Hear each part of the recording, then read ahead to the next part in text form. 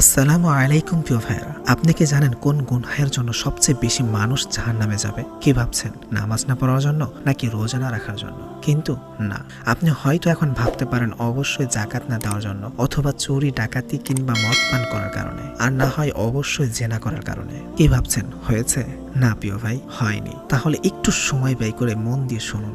আমাদের এই ছোট্ট এক আঙ্গুলের জিহ্বা দিয়ে মানুষকে ভালো মন্দ বলার কারণে অধিকাংশ মানুষেরই জাহান্নামের আগুনে জ্বলতে হবে। হ্যাঁ, এই ছোট্ট একটা জিহ্বার কারণেই। কারণ এই ছোট্ট একটা জিহ্বা দিয়ে মানুষের মনকে চূর্ণ বিচূর্ণ করে দেয়, ঘরে মহল্লায় দুনিয়ায় সমস্ত জায়গায় আগুন লাগিয়ে দেয়। এই ছোট্ট একটা জিহ্বা দিয়ে গীবত করা, মিথ্যা কথা বলা কিংবা কাউকে গালি দাও, অথবা কথা ঘুরিয়ে অন্যভাবে বলা, আর এইগুলো এমন এক গুনাহ যা এই ছোট্ট জবানের মাধ্যমেই মানুষ করে থাকে। আর এই ভয়ঙ্কর গুনাহের জন্যই অধিকাংশ মানুষেরই জাহান্নামের আগুনে জ্বলে পুড়ে ছারখার হতে হবে। নাউজুবিল্লাহ।